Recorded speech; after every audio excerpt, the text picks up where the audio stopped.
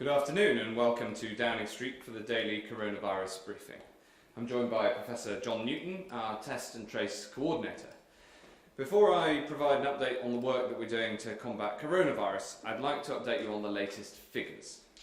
In total, 3,681,295 tests have been carried out in the UK, including 109,979 yesterday. 265,227 people have tested positive. That's an increase of 2,004 cases since yesterday. Sadly, of those who've tested positive for coronavirus, across all settings, 37,048 people have now died. Yesterday, across the UK, 134 deaths were reported. But for the first time since the 18th of March, I am very encouraged to confirm that yesterday there were no deaths from coronavirus recorded in Northern Ireland. I want to pay tribute to Robin Swan, my opposite number, and all those across the NHS and public health in Northern Ireland and the people of Northern Ireland who have shown such resolve to be able to bend the curve down,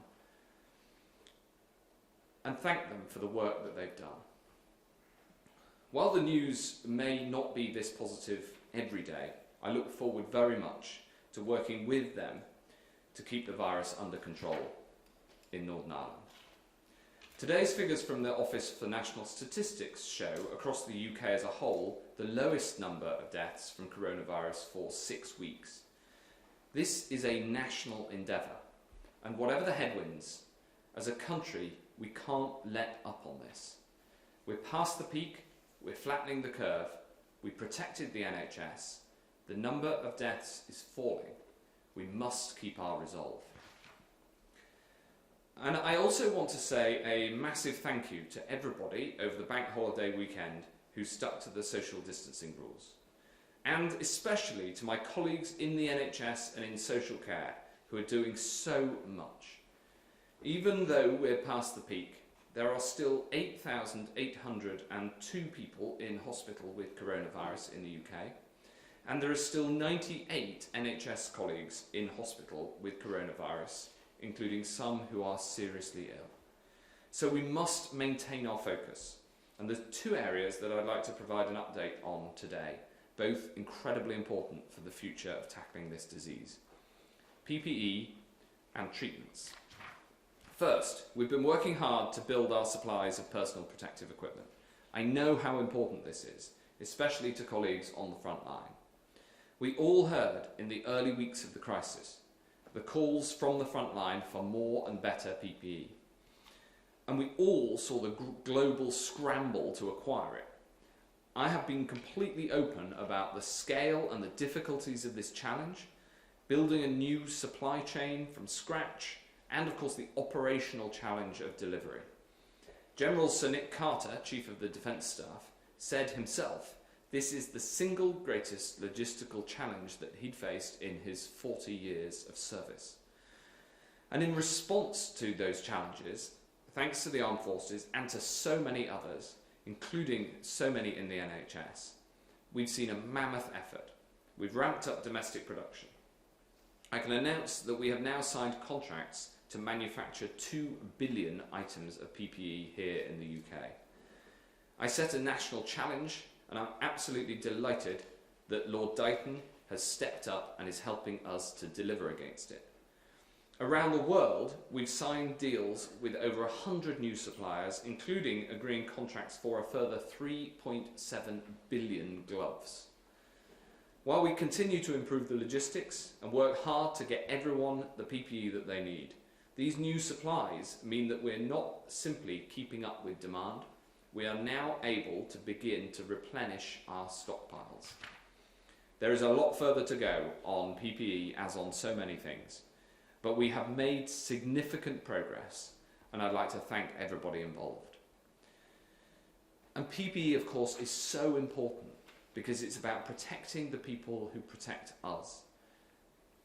And we'll do that for as long as the virus remains on these shores. The next thing I wanted to update you on is some of the remarkable R&D into treatments that's taking place across the UK. One of Britain's greatest strengths is our life sciences, and in particular our life sciences research. And we're leading the world in the clinical trials that are being done here. As I said at this podium last week, the very nature of scientific inquiry means that not every project will bear fruit. But I'm determined that we'll explore every possible avenue. The recovery trial is the world's largest trial of potential coronavirus treatments. And because our NHS is a universal system, in which we're all part of, we have some of the best data and can do some of the best research. Today I can announce that we're beginning a new trial for selected NHS patients of an antiviral drug called remdesivir.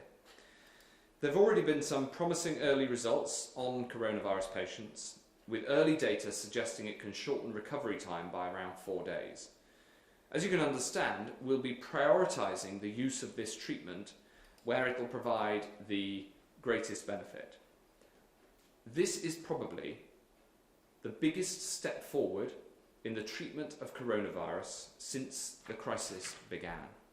These are very early steps, but we're determined to support the science and back the projects that show promise. I'd like to thank the NHS, the MHRA, the devolved administrations, because this is UK-wide, and Gilead, the pharmaceutical company, for their work in making it happen. After all, it's worth remembering that in the battle against this virus, we are all on the same side. So we'll keep working across the world to develop the vaccines and the treatments like this that will help us turn a corner. But until a treatment or a vaccine comes good, there is no simple way to defeat the virus. So we must not lose our resolve. So please, stay alert, control the virus, and save lives. I'll now turn to Professor Newton to take us through the slides. Thank you very much, Secretary of State. The first slide shows changes in transport use in the country, and the top three refer to motor vehicle transport, cars, light goods vehicles and heavy goods vehicles.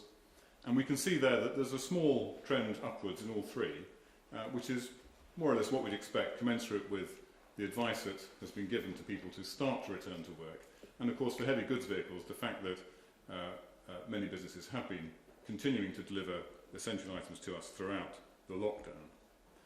The slides below show use of public transport, national rail, transport in London, buses and tube, and then buses outside London. And there the trend is really very flat, showing really no increase in the use of those of public transport recently. The next slide shows numbers of tests and numbers of confirmed cases. And as Secretary of State mentioned, the latest number is 109,000, very nearly 110,000, and a total of 3.6 million tests. The numbers of tests fluctuate, and that's partly because we are sending out large volumes of tests on certain days to perform large-scale population surveys. So the fact that the test numbers fluctuate is to be expected. The graph below shows numbers of confirmed cases, and again, as Secretary of State mentioned, the latest figure is 2004, and that also fluctuates somewhat, but there's a 7-day rolling average trend which is clearly downwards, which is encouraging. It's important to understand that the number 2004 is an underestimate of the total number of cases in the country, because of course not every case that develops is tested or presents for symptoms, but it's a good indication of the overall trend.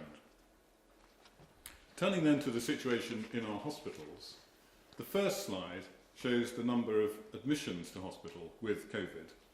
And there we have a number of 471, which is down from 639. And in fact, that's the lowest number recorded since we started collecting these data on the 20th of March. So that is good news.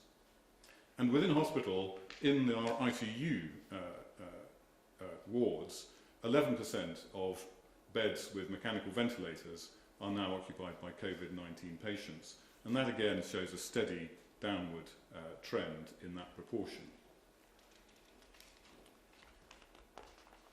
Turning then to people in hospital around the country, we can see the different graphs for the different regions of England and for the different countries of the UK.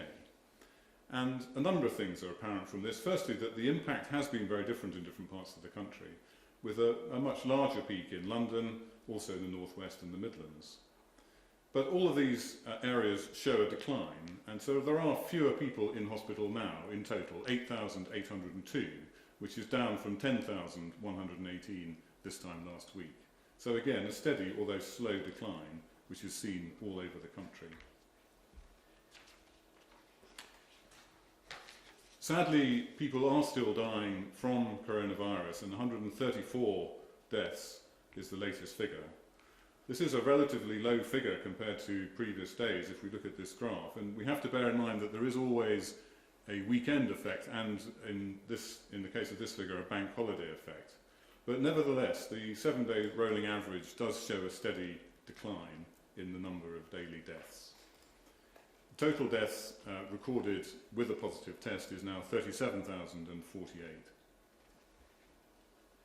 We turn to the next slide. We have additional information on deaths from COVID from the Office for National Statistics and from death registrations. And here the number is higher. It's 45,231, which are deaths registered in the UK where COVID-19 was mentioned on the death certificate. So not all of these cases will have had a positive effect. And the figure to compare it with directly is 33,998 on the 15th of May, when those were the numbers of deaths with a positive test. So there is a difference. The graph on the top of the slide shows that gap between the numbers of registered deaths from COVID and the numbers of confirmed deaths. And we can see that the gap is narrowing.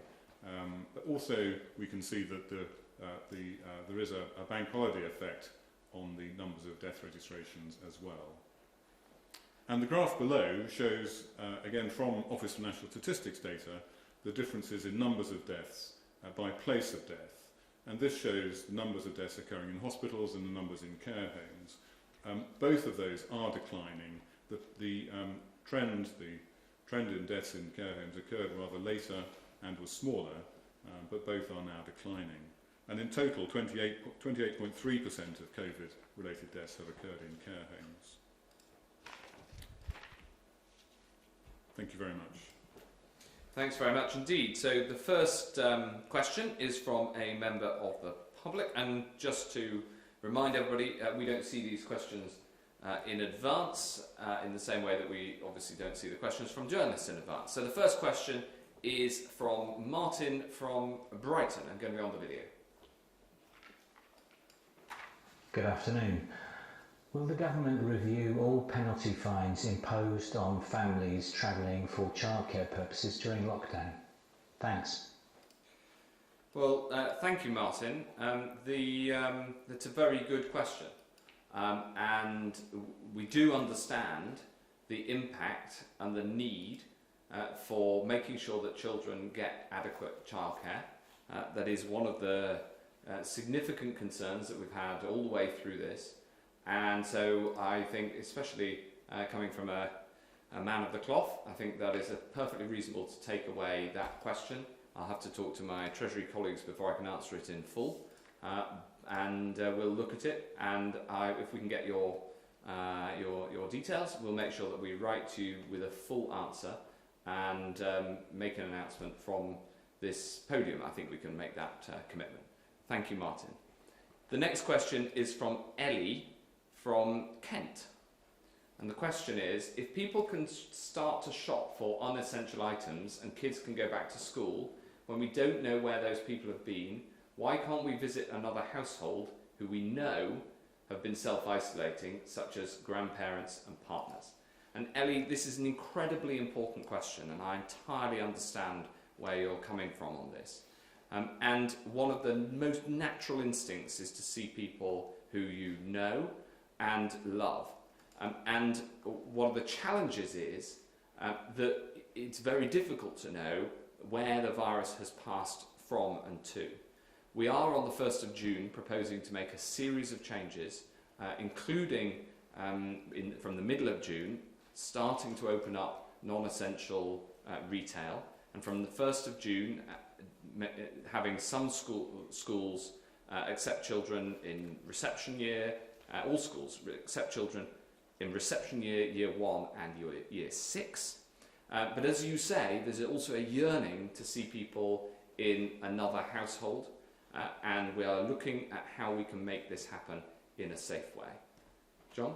Well, yes, thank you, Secretary of State. I mean, the issue here is all about risk, and we know that if social distancing measures are being implemented well, as they are, I think, very widely in places like supermarkets, then risk is really quite low. We know the highest risk of transmission is within households. So the people you're most likely to infect are the people in your own household. And so that's why the advice has to be different for meeting people in households compared to other places. But the gradual increase in contact is what will get us all back to normal. But we do have to bear in mind that everything we do has risk attached to it, and the objective is to reduce that risk as much as possible. Fantastic. Thank you very much, Ellie. Next question is from Laura Koonsberg of the BBC. Laura. Thank you very much, Health Secretary. Nearly 40 of your colleagues believe that the Prime Minister's top advisor let the country down and want him gone. Given that you stood there at that lectern and told people the guidelines weren't advice, they were instructions, do you feel that way, or at least see why your colleagues do too?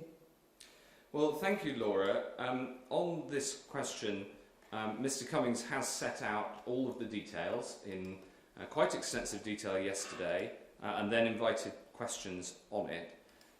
My view is that what he did was within the guidelines.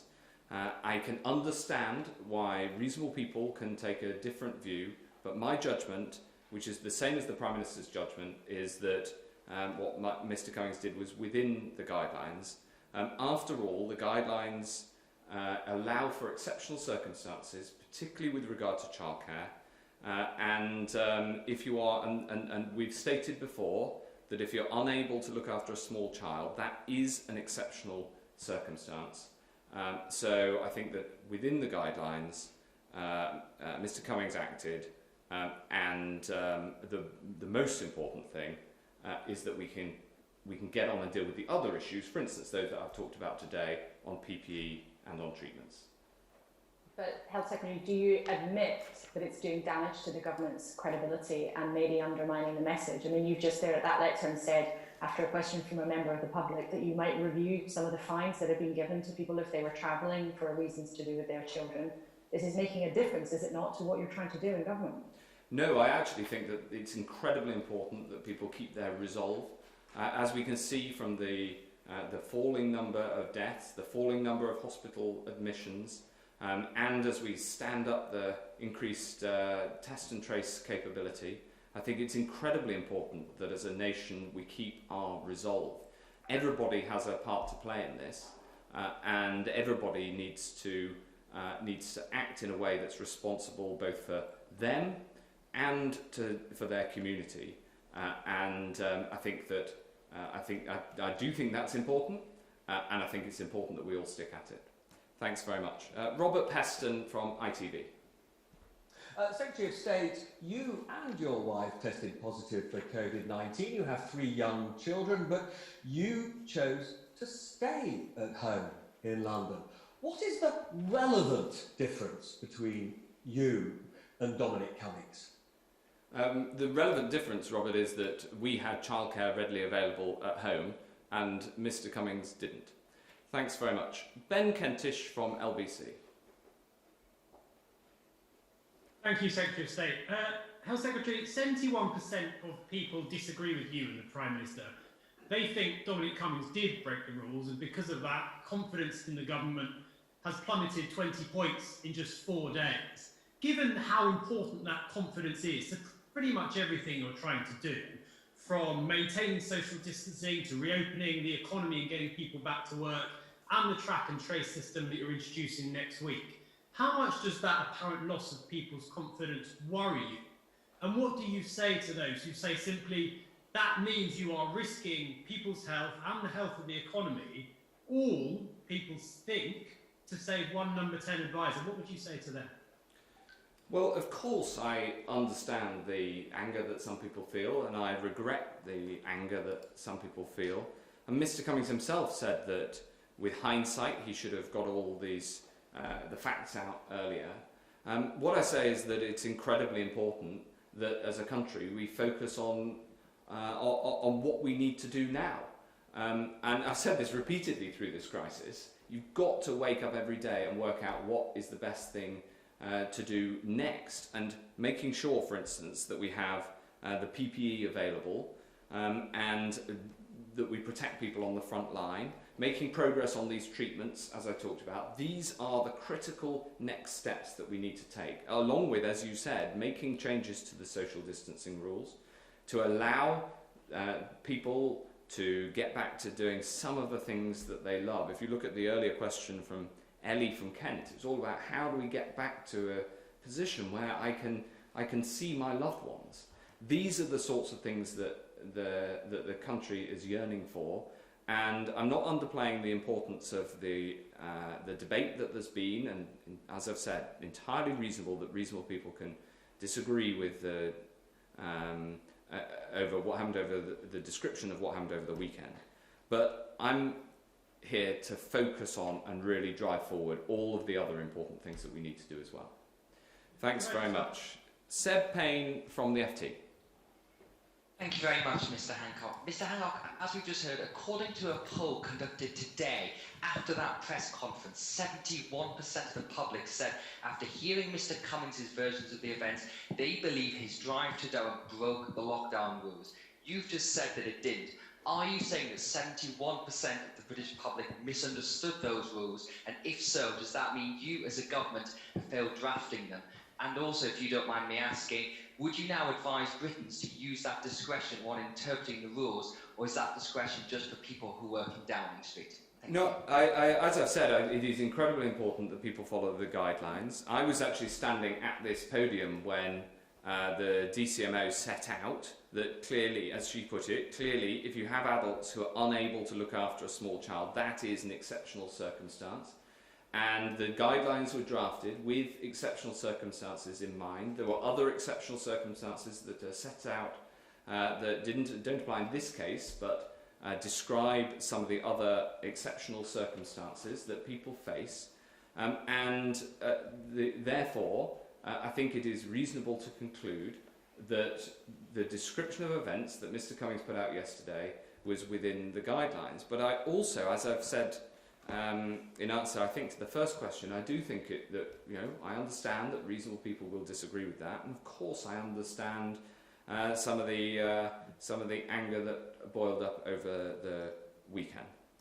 Thanks very much. Joe Murphy from the Evening Standard. Joe. Secretary of State, on Monday there's going to be a major landmark with the beginning of Test and Trace, which will hopefully help beat this virus while reopening the economy. Professor Newton, as a noted epidemiologist, how important is it to the success of this great project that people obey the instructions they're given by contact tracers to the letter and to the spirit?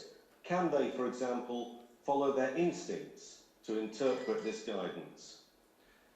Well, if I answer first and then I'll hand over to Professor Newton, the NHS Test and Trace programme is going to be incredibly important because, as the Evening Standard itself has set out, the whole purpose here is to try to move to a system where we have a more targeted lockdown, where if you're at high risk, because you've been in contact with somebody who's tested positive, you're asked to self-isolate. And also it will give us the information to have local lockdowns and focus on areas where there may be flare-ups. And it is very important that people follow those rules. And they should do it, not do it for the government. People need to do this for themselves, for their loved ones, for their communities. It's incredibly important, and it will stop those local flare-ups from happening. John. Thank you, Secretary of State. Yes, so the Test and Trace programme is a very important contribution. It will allow us to control the virus in a different phase of the pandemic while we are returning back to normal. But it's important to stress that it has to be seen alongside other measures, such as continued social distancing wherever we can, and also basic hygiene, and all those things will contribute. Because we know that no country in the world that adopts test and trace, we will not be able to find every case, and we will not be able to trace every contact. But to your point, the programme will give contacts very clear instructions. They will be phrased as instructions rather than advice, and we do expect people to follow them. Thank you. Thanks. Mr. Hancock, Yes. you're going to be asking families to isolate for 2 weeks on the say-so of an official, even if they don't have symptoms. Can you make that big ask if the people who are writing the orders aren't following them? Well, as I said, Joe, I think that it is incredibly important that people play their part in the test and trace system. It will be somebody from the NHS. These are all signed off by the NHS. So people are doing this. You know, they're not doing it for me. People are doing this for their loved ones. If you're phoned up and asked to self-isolate, even though you're perfectly healthy, because you've been in close contact with somebody who's tested positive, then it's your civic duty to then self-isolate for yourself, for your community, for your family. And we all need to come together to do this, and that will then in turn allow us to lift some of the measures that currently are blanket measures across the whole of society and have to be blanket measures until we have the NHS test and trace system up and running and in place. So it is very important, and we're asking people to do this for their community and to ensure that there aren't those local flare-ups that would then require us to take more specific targeted action across a whole area, for instance, across a whole town. Thanks very much. Finally, Phil Coleman from the News and Star.